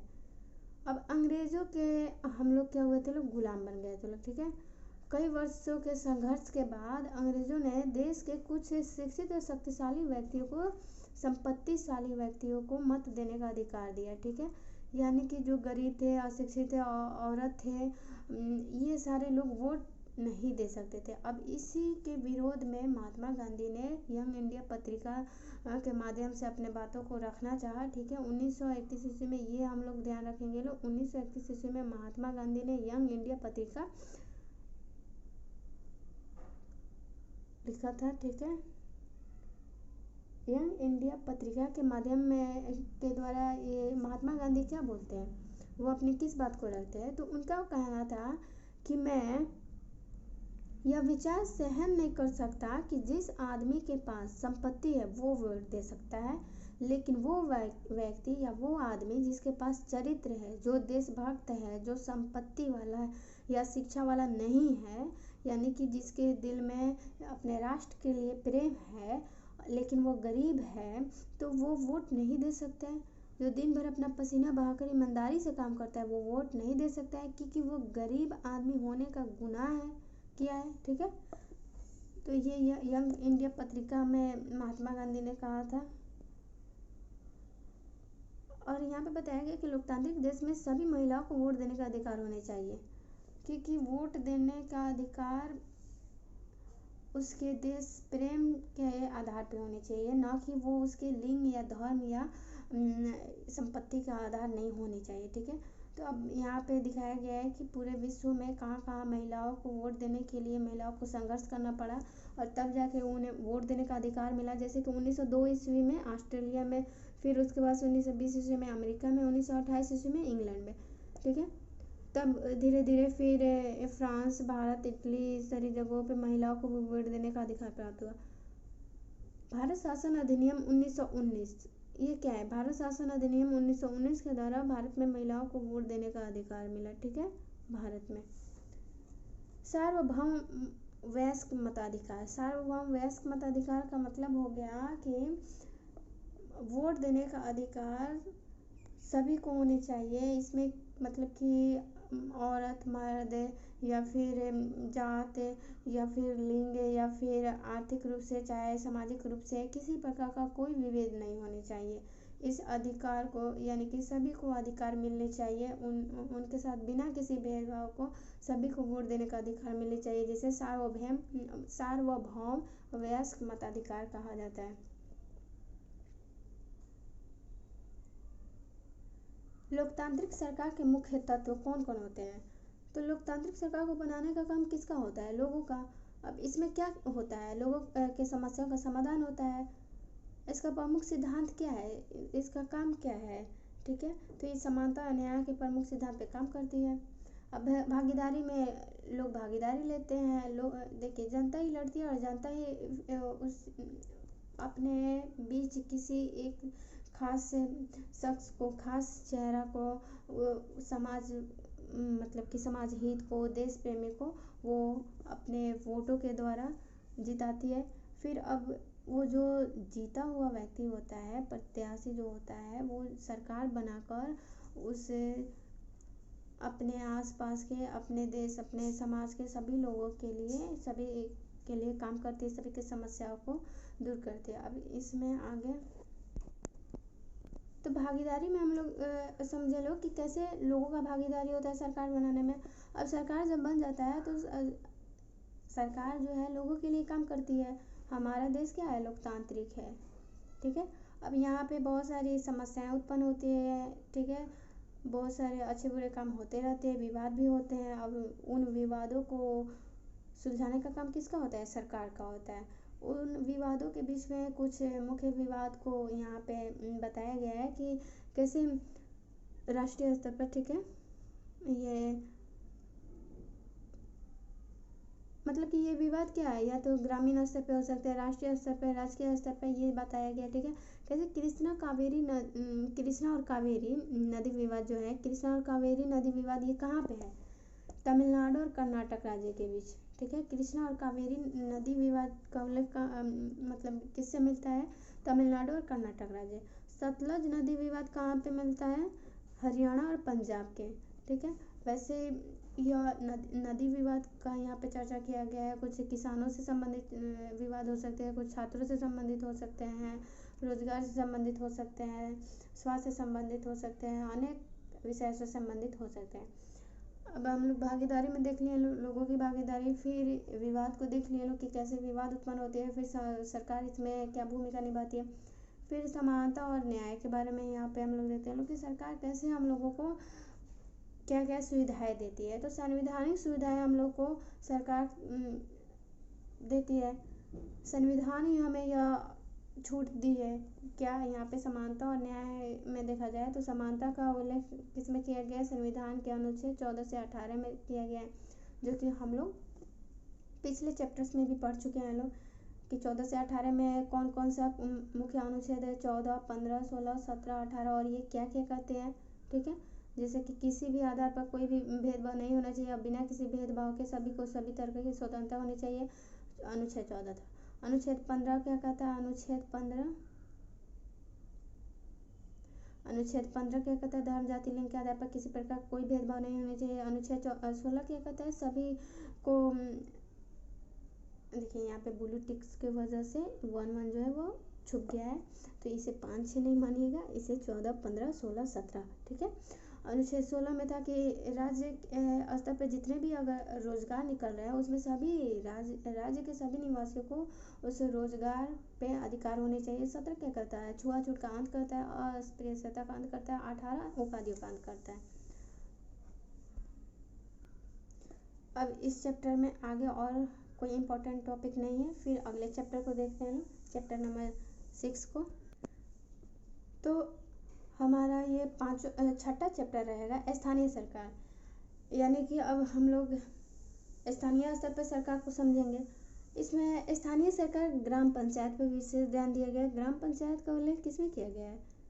पंचायती राज व्यवस्था में बहुत सारे स्तरीय सरकार के बारे में उल्लेख किया गया है। लगभग उसमें 29 विषयों पर ध्यान दिया गया। और यह कौन से अनुसूची में? संविधान के 11वीं अनुसूची में पंचायती राज व्यवस्था का विशेष रूप से उल्लेख किया गया है। संविधान में कितनी अनुसूचियां हैं वर्तमान में? 22। और मूल में कितनी थी? मूल में 8 नहीं 12 अनुसूचियां हैं।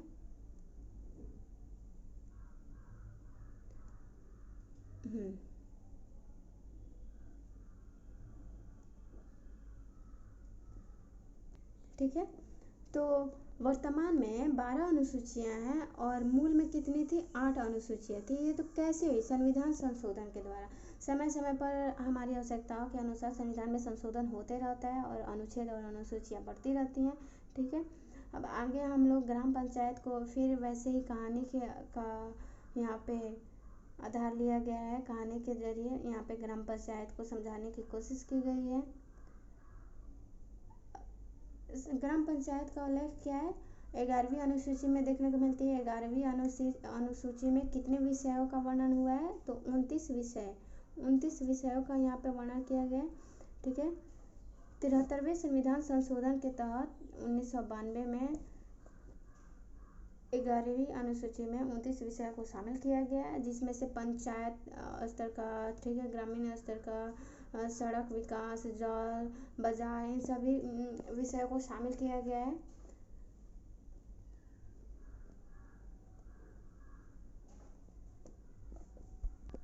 फिर यहाँ पे हम लोग BLO, यहाँ पे BLO का फुल फॉर्म हम लोग ध्यान रखेंगे लोग, बोथ लेवल ऑफिसर। BLO का फुल फॉर्म पूछ सकता है कि BLO का फुल फॉर्म क्या होगा? तो बोथ लेवल ऑफिसर। BLO को क्या बोला जाता है? Both level officer. ये BLO का काम क्या होता है? वो मतदाता सूची में लोगों का नाम जोड़ने का काम करता है। और भी बहुत सारे काम होते हैं, लेकिन फिलहाल यहाँ पे एग्जाम्पल के रूप में बताया गया है कि वो मतदाता सूची में लोगों का नाम जोड़ने के लिए वो घूम रहा है। मतदाता सूची में लोगों के नाम जुड़े हुए होते हैं और उसी आधार पे वो अपने वार्ड में जब मतदाता केंद्र लगता है तो वो अपने मतदान पहचान का जो भी पहचान पत्र होता है उसे लेकर जाता है और अपना वोट देता है। अब यहाँ पे बताया गया है कि 18 वर्ष या उससे अधिक के सभी महिला या पुरुष वोट दे सकते हैं।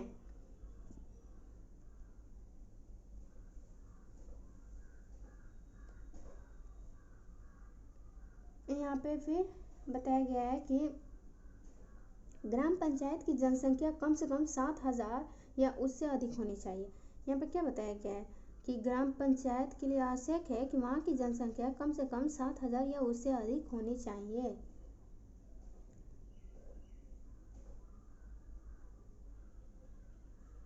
प्रत्येक ग्राम पंचायतों को विभक्त किया जाता है। ठीक है, क्षेत्रों में, छोटे छोटे क्षेत्रों में विभक्त किया जाता है। अब यहाँ पे बताया गया है कि सरपंच किसे कहते हैं या सचिव कौन होता है। तो ग्राम पंचायत का एक हेड होता है जो सचिव कहलाता है। ग्राम सभा का भी, जो कि ग्राम सभा की भी सचिव होता है। ग्राम पंचायत सचिव का, उसे पंचायत सचिव कहा जाता है। देखिए, ग्राम पंचायत का सचिव जो है वो ग्राम सभा का भी सचिव होता है, जिसे कि पंचायत सचिव कहा जाता है। वो ग्राम पंचायत का चाहे ग्राम सभा का, उसे पंचायत सचिव कहा जाता है। सचिव का चुनाव नहीं होता है, यह सरकार द्वारा नियुक्त किया जाता है।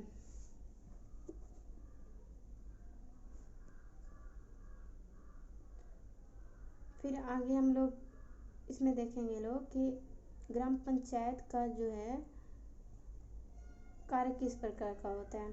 ग्राम पंचायत का कार्य क्या होता है? ग्रामीण विकास योजनाओं को वो क्रियान्वयन करता है। ग्रामीण विकास गाँव में, मतलब कि सड़क संबंधित या फिर जल संबंधित या किसी प्रकार का कोई समस्या है, उस समस्याओं को दूर करने के लिए, फिर गांव के विकास करने के लिए जो जो योजनाएं होती हैं उन सभी को वो क्रियान्वयन करने का काम करता है उसे वहाँ पे, ताकि उसके गांव का विकास हो सके। वहाँ पे वो सरकार की मदद से उस काम को शुरू करवाता है, उस काम को पूरा करवाता है। ये सब काम ग्राम पंचायत के होते हैं ग्रामीण स्तर पे। फिर वहाँ गाँव में कृषि, पशुपालन, सिंचाई, मछली पालन आदि को भी बढ़ावा देता है। कृषि संबंधित अगर किसी को कोई सहारा चाहिए या कोई सहयोग करना हो, पशुपालन संबंधित कोई समस्या हो रही है तो उसमें कोई सहयोग करना हो, सिंचाई से संबंधित, मछली पालन से संबंधित, यानी कि किसी छोटे बड़े उद्योग से संबंधित, व्यवसाय से संबंधित ग्रामीण स्तर पर, तो फिर उन सारी समस्याओं का समाधान के लिए कौन होता है? ग्राम पंचायत होता है। ठीक है, और भी बहुत सारी चीज़ें हैं, जैसे बताइए कि सड़क से संबंधित, जल से संबंधित, बांध बनवाना, नदी, कुआं, ये सारी चीज़ें, तालाब, स्वास्थ्य केंद्र, नई नई योजनाएं, चाहे वो दिव्यांग लोगों के लिए हो। ठीक है,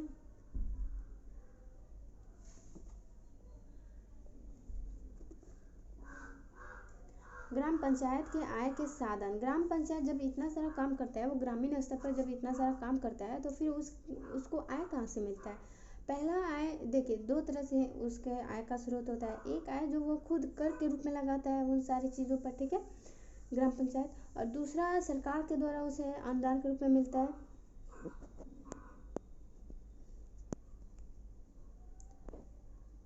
कि अब ऐसे ही, अब देखिए इसमें अब आगे पुलिस थाने का जिक्र किया गया कि पुलिस थाना क्या होता है, ये कैसे लोगों का मतलब लोगों के हित में काम करता है। तो यहाँ पे बताया गया है कि पुलिस थाना का एक क्षेत्र होता है जिसमें हुई चोरी, दुर्घटना, मारपीट, झगड़े आदि का केस दर्ज करके थाना का प्रशासन पूछताछ, जांच पड़ताल तथा कार्रवाई करता है। हमारा गांव इस थाने के क्षेत्र में। अच्छा, मतलब कि वो कहानी के द्वारा समझाने की कोशिश किया गया है। ठीक है, कि कोई बता रहा है कि हमारा गांव इस थाने के क्षेत्र में आता है। ठीक है, तो यहाँ पे थाने के बारे में बस इतना जान लेना है कि थाना क्या होता है, पुलिस थाना क्या होता है। तो वहाँ पे मारपीट, चोरी, डकैती, झगड़ा या किसी केस से संबंधित जो भी रिपोर्ट करना होता है, केस दर्ज कराने होते हैं, तो थाना के में जाया जाता है प्रशासन के आदमी, और फिर उस पर पूछताछ, जांच पड़ताल करता है, कार्रवाई करता है, और फिर अंत में अंजाम तक पहुँचता है। ठीक है, फिर अब हल्का कर्मचारी का काम। हल्का कर्मचारी के बारे में हम लोग देखते हैं कि हल्का कर्मचारी क्या है।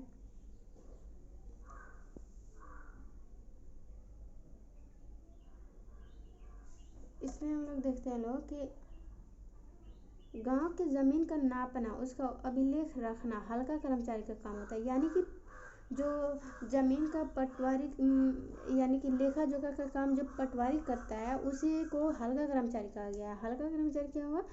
पटवारी, लेखापाल, ग्रामीण अधिकारी, कानूनगो, ये सब एक ही है। ठीक है, ये सब मतलब कि इन सभी का काम एक ही है, क्या करना है? ज़मीन का नाप जोख रखना, अभिलेख तैयार करके रखना, इशारा का काम। ठीक है, जिसे हल्का कर्मचारी कहा जाता है। क्या कहा जाता है? हल्का कर्मचारी। ठीक है, हल्का कर्मचारी, इसे ध्यान में रखेंगे।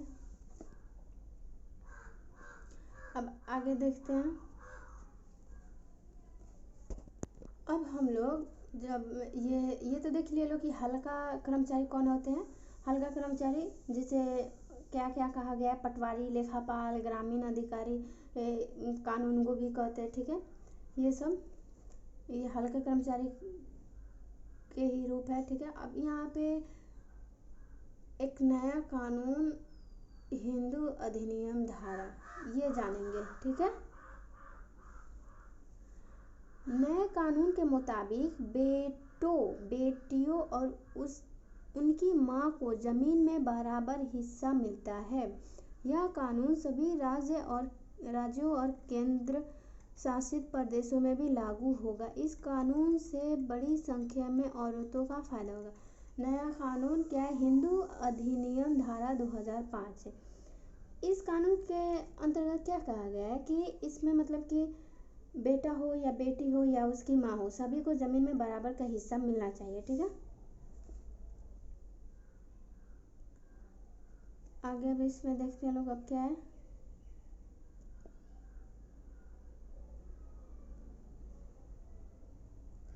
अब यहाँ पे सरकार के सार्वजनिक कार्यों का यहाँ पे उल्लेख किया गया कि सरकार के सार्वजनिक कार्य क्या होते हैं जो कि लोगों के द्वारा चलाए जाते हैं, जैसे कि डेयरी उत्पादन समिति चलाना, ठीक है, जन वितरण प्रणाली, बैंक, बीज खाद हेतु, ये सब प्राथमिक कृषि सहयोग, ठीक है, डाक बंगला, आंगनबाड़ी, सरकारी स्कूल, प्राथमिक के स्वास्थ्य केंद्र, ये सारे सरकार के सार्वजनिक कार्य होते हैं। अब नगरों का स्थानीय शासन, बड़े शहरों के लिए नगर निगम एवं छोटे शहरों के लिए नगर परिषद। बड़े शहरों के लिए क्या होते हैं? नगर निगम, ठीक है, नगर निगम, और छोटे शहरों के लिए नगर परिषद, जिसे नगर पालिका भी कहा जाता है, तथा कस्बों शहरों के लिए नगर पंचायत की स्थापना की गई है। यानी कि क्या है, यहाँ पे 3 तरह का बात किया गया है, ठीक है, एक तो बड़े शहर, दूसरा छोटे शहर, और तीसरा शहर कस्बा जो ये सब होता है उसको, ठीक है। तो बड़े शहर के लिए नगर निगम, छोटे शहर के लिए नगर परिषद, नगर पालिका या नगर परिषद, ठीक है। और जो निम्न स्तर पे आ गया कि मतलब कि छोटे स्तर पे जो शहर कस्बे हो गए उन सब चलाने के लिए नगर पंचायत की स्थापना की गई है। बिहार राज्य में कोई भी महानगर नहीं है, ये ध्यान रखेंगे लोग कि बिहार में कोई भी महानगर नहीं है।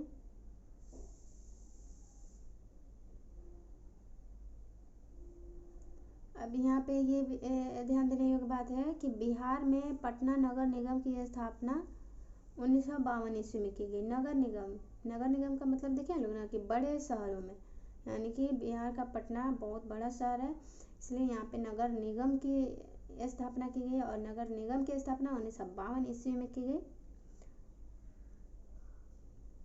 15 अगस्त 1952 ईस्वी को ध्यान में रखेंगे लोग, ठीक है।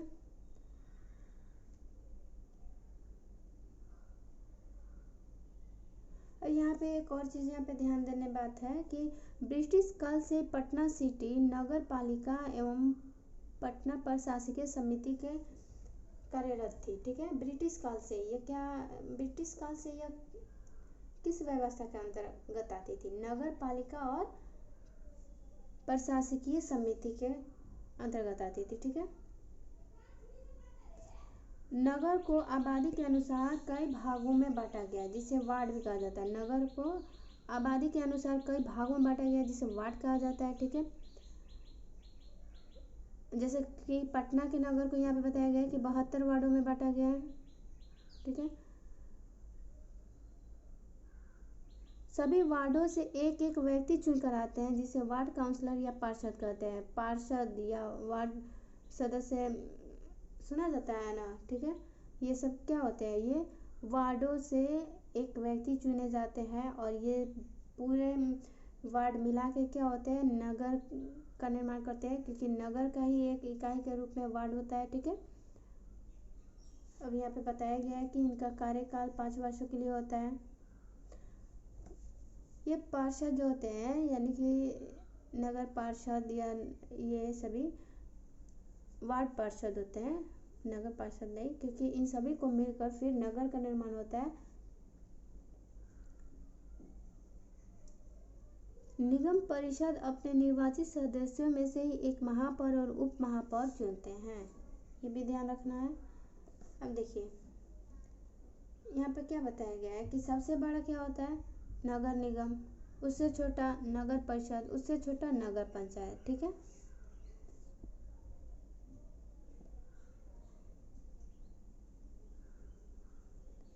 महापौर निगम जो है, महापौर निगम परिषद का अध्यक्ष एवं सभापति होता है। महापौर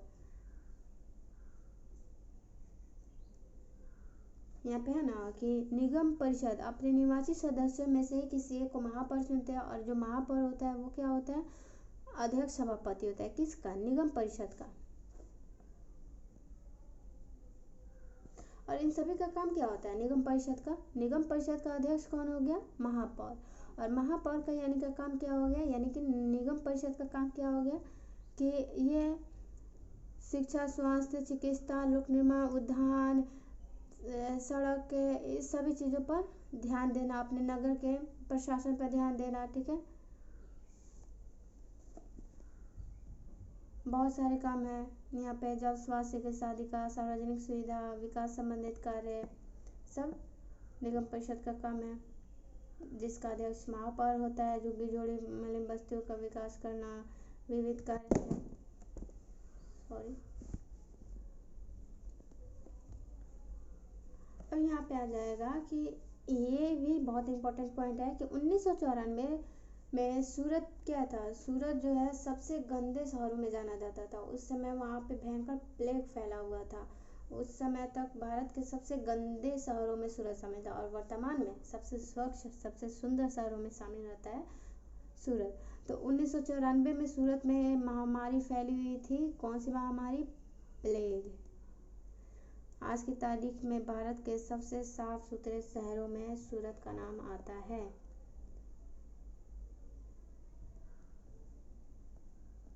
अब यहाँ पे आय के साधन, किसके आय का साधन बताया गया? निगम परिषद का यहाँ पे उल्लेख किया गया है ना, निगम परिषद का, उन्हीं के आय का,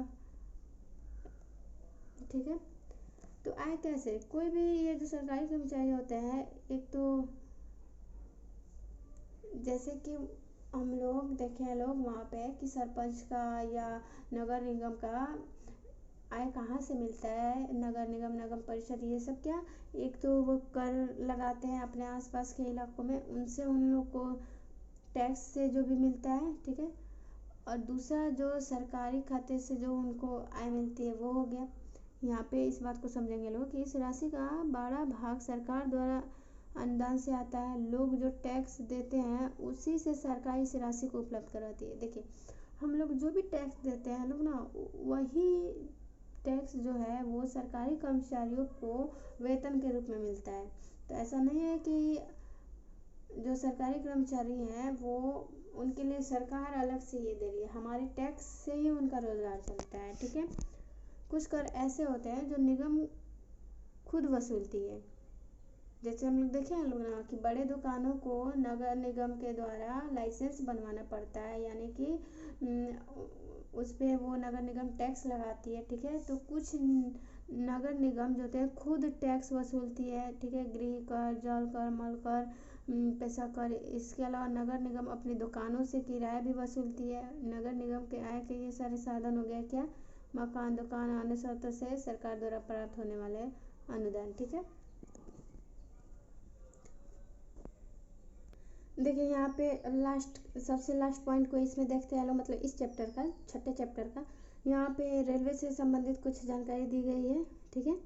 जैसे यहाँ पे बताया गया है कि कोई भी लापरवाही जो भी है जानलेवा हो सकती है, इसलिए हम लोग को रेलवे लाइन क्रॉस करते टाइम बहुत सारी चीज़ों को ध्यान में रखना चाहिए।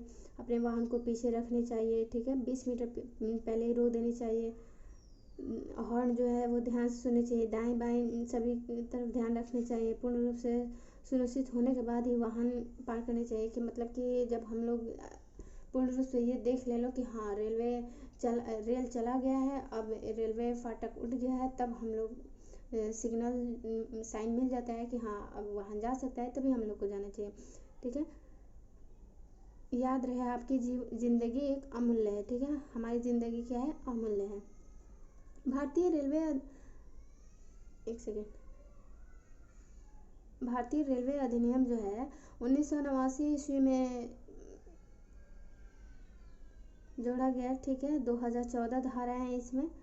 इन धाराओं में बहुत सी चीज़ों को शामिल किया गया है रेलवे से संबंधित, कि रेलवे की सुरक्षा से संबंधित, रेलवे जो है वो उस संपत्ति से संबंधित, उसकी सुरक्षा कैसे करनी है, उसका संचालन कैसे करना है, उसमें जो यात्री हैं उनका, ठीक है। तो ये चैप्टर भी यहीं पे समाप्त होता है। फिर आगे 7वें चैप्टर की तरफ चलते हैं।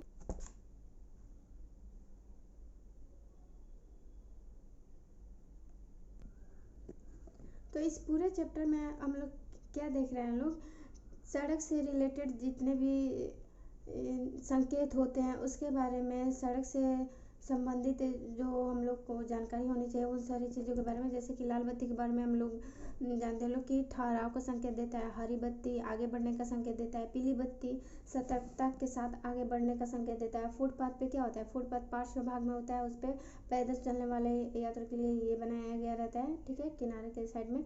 और जेब्रा क्रॉसिंग क्या होता है, ये सड़क के बीचों बीच बनाया हुआ था। जेब्रा जानवर के शरीर पर बनी धारियों के जैसे ही ये जेब्रा क्रॉसिंग रोड पे बनाई होती है, पैदल यात्रियों के लिए ये होती है। अब बच्चों के लिए सड़क सुरक्षा के बारे में बताया गया है कि बच्चों को विशेष सतर्कता बरतनी चाहिए, फुटपाथ पे का इस्तेमाल करनी चाहिए, जेब्रा क्रॉसिंग का इस्तेमाल करनी चाहिए, ठीक है। यहाँ पे बस में से संबंधित भी कुछ जानकारियाँ दी गई है कि बस में चढ़ रहे हैं तो आपको विशेष ध्यान देनी चाहिए, उसमें बैठे हैं तो उससे उतर रहे हैं तो, ठीक है, जल्दबाजी नहीं करनी चाहिए, चढ़ते समय उतरते समय भी जल्दबाजी नहीं करनी चाहिए, बैठते समय शोरगुल नहीं करनी चाहिए, चढ़ते समय भी विशेष कपड़ों पर ध्यान देनी चाहिए, सामानों पर ध्यान देनी चाहिए, उतरते समय भी इन सारी चीज़ों पर ध्यान देनी चाहिए। बैठे हैं तो ड्राइवर और कंडक्टर के निर्देशों का पालन करना चाहिए। रेलवे क्रॉसिंग के बारे में भी बताया गया है, रेलवे क्रॉसिंग कैसे एक मानव रहित रेलवे क्रॉसिंग होते हैं और रक्षित रेलवे क्रॉसिंग। मानव रहित का मतलब हो गया कि वहाँ पे कोई विशेष गार्ड नहीं होंगे, रहित का मतलब होता है नहीं होना, ठीक है, कोई गार्ड वगैरह नहीं। और रक्षित रेलवे क्रॉसिंग में हो जाएगा कि वहाँ पे विशेष गार्ड की सुविधा दी गई है, ठीक है। यात्रा संकेतों के बारे में हम लोग जानते हैं कि जैसे कि रेड साइन क्या करता है, रुकने को, स्टॉप करने को। जेब्रा क्रॉसिंग क्या है कि आप ये साइन क्या है जेब्रा क्रॉसिंग का, पैदल यात्रियों के लिए, ये पार्किंग के लिए है, ठीक है, दाहिनी साइड में पार्किंग के लिए। ये यहाँ पे हॉर्न बजाना मतलब निषेध है, प्रतिबंध है, ठीक है। यहाँ पे इस साइन का मतलब हुआ कि हॉस्पिटल है, अस्पताल है। इस साइन का मतलब हुआ कि प्राथमिक उपचार केंद्र है। यहाँ का मतलब हो गया कि नो एंट्री, आप नहीं जा सकते हैं, अभी बंद है, ठीक है। यहाँ पे आप हॉर्न बजा सकते हैं। यहाँ पे नो पार्किंग, ये इसका मतलब हो गया कि पद यात्री यानी पैदल यात्री जो है वो नहीं जा सकते हैं। यहाँ पे आप साइकिल से आप जा सकते हैं। इसका मतलब हो गया कि आगे स्कूल है, ठीक है, आप विशेष ध्यान दे के आगे बढ़िए, ठीक है। और यहीं पे फिर अब इन संकेतों के बारे में पूछ भी रहा है कि इसका मतलब क्या हुआ। इसका मतलब यही ना हुआ कि स्टॉप है, इसका मतलब हुआ कि आप जेब्रा क्रॉसिंग जा सकते हैं, इसका मतलब आप पार्क कर सकते हैं, पार्किंग यूज़ कर सकते हैं, आप हॉर्न नहीं बजा सकते हैं, इसका मतलब अस्पताल है, इसका मतलब प्राथमिक उपचार केंद्र है। तो ऐसे ही सभी यहाँ पे पूछा गया है। जैसे कि यहाँ पे क्या है कि यहाँ पे नो एंट्री है, यहाँ पे हॉर्न बजा सकते हैं, यहाँ पे नो पार्किंग है, यहाँ पे पैदल नहीं जा सकते, यहाँ पे साइकिल से जा सकते हैं, ऐसे ही यहाँ पे आगे स्कूल है। यही सारी चीज़ों के बारे में यहाँ पे पूछा गया है, ठीक है। फिर अब यहाँ पे हमारा सातों का सातों चैप्टर समाप्त होता है। 7 चैप्टर कौन कौन थे वो देखते हैं। जैसे कि पहला चैप्टर क्या था, विविधता की समझ। दूसरा चैप्टर क्या था, ग्रामीण जीवन यापन। तीसरा शहरी जीवन यापन। चौथा लेन देन का बदलता स्वरूप। पांचवा हमारी सरकार। छठा ग्राम पंचायत। सातवां सड़क सुरक्षा उपाय। ये सारी चीज़ें हम लोगों ने एक वीडियो में कंप्लीट कर ली। इसमें से सारे के सारे पॉइंट्स जो हैं बहुत इम्पोर्टेंट है, एग्ज़ाम की दृष्टि से काफ़ी इम्पोर्टेंट है। और उसके अलावा कुछ भी दूसरा इम्पोर्टेंट जो मतलब इम्पोर्टेंट पॉइंट है वो नहीं छोड़ा गया है। इस एक वीडियो में आपको 6 क्लास का पूरा पॉलिटी कवर हो गया है। चलिए फिर मिलते हैं अगले पूरे 7th क्लास के लिए। तब तक के लिए थैंक यू।